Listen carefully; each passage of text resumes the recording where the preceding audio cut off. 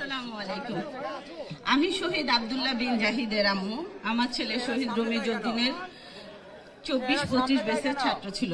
সে জীবিত থাকলে এবার ইন্টার পরীক্ষা দিত, ভর্তি পরীক্ষার জন্য প্রিপারেশন নিত। আমার ছেলে শহীদ হিসেবে সন্ধ্যায়, আমার ছেলে শহীদ হওয়ার 14 দিনের মাথায় আমার ছোট ছেলের ক্যান্সার ধরা পড়ে। সেটা 3rd স্টেজে, ক্লোন ক্যান্সার। আমার ছোট ছেলেটা তখন বয়স ছিল 13, এখন 14 কমপ্লিট করছে। একটু আগে আনাসের আম্মা যে কথাটা বললো যে আমি কোনো দল করি না, আমি সেই যুক্তিটাকে খণ্ডন করে তারপর আমি আমার কথা বলতেছি।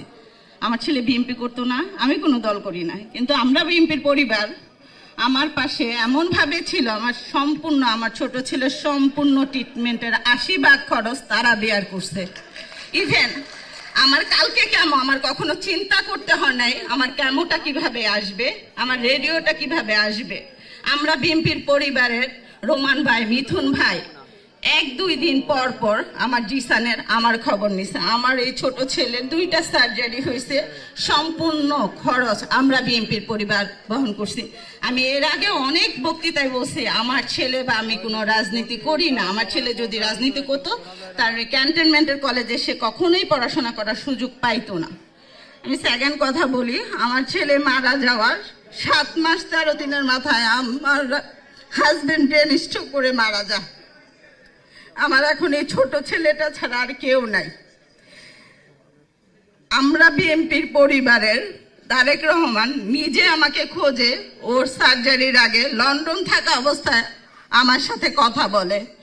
ইভেন উনি বলে আপনার ভাইরা যেমন আপনার পাশে আছে, আমি ইনশাল্লাহ আপনার পাশে থাকি, যেখানেই থাকি। এটা তো কোনো রাজনৈতিক দলের পক্ষ থেকে আমি পাই নাই, আমি মানুষ হিসেবে ওনার কাছে সাহায্য পেয়েছি। আমার মতো সাধারণ মানুষ ওনাকে কোনোভাবেই টেস্ট করতে পারতো না। উনি যদি আমাকে টেস্ট না করতো, আমার পাশে না দাঁড়াইতো, আমার দিন শেষে বলতে হবে আমরা বিএনপির পরিবার কোনো রাজনীতির সাথে আমার দিক থেকে আমি মনে করি তারা পক্ষপাতিত্ব করে নাই।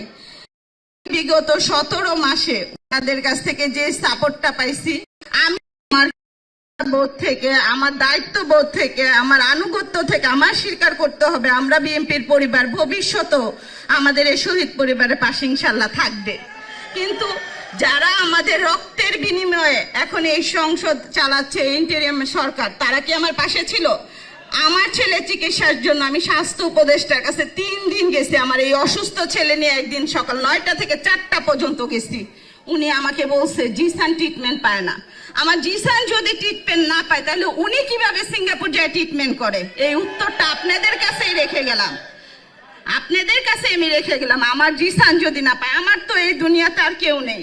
আমার বড় ছেলে আমাকে আদর করে ডাকতো আম্মু মা। আমি ওর সাথে রাগ করলে বলে কি আমি তোমাকে একবারে 2টা মা ডাকি। আজকে 17 মাস হয়ে গেছে আমাকে তো কেউ আর আম্মু মা ডাকে না। আমার বড় ছেলে মারা যাওয়ার 1 সপ্তাহ আমি বলছিলাম, জিসান অসুস্থ ছিল, যে জিসান তুমি আমাকে ছাইড়া যাও না। আমার বড় ছেলে আমার পাশে শুয়ে বলছিলাম জিসান ছেড়ে গেল আমি যাব না। আমার বড় ছেলে তো আমাকে ছাইড়া গেছে, আমি কি দিয়ে বাঁচবো? আমার জিসান এখন বললাম আমার কিছু হলে তোমাকে আমি কার কাছে রেখে যাবো? আমাদের তো কেউ নাই, আমি ছাড়া তোমার কেউ নাই, তুমি ছাড়া আমার কেউ নাই। আমি এতটুকুই বলতে চাই, আমরা বিএনপির পরিবার যদি আমার পাশে না থাকতো আমি কোনোভাবে আমার ছেলের ট্রিটমেন্টটা করতে পারতাম না। কই 17 মাসে তো কেউ আমার পাশে দাঁড়ায় না।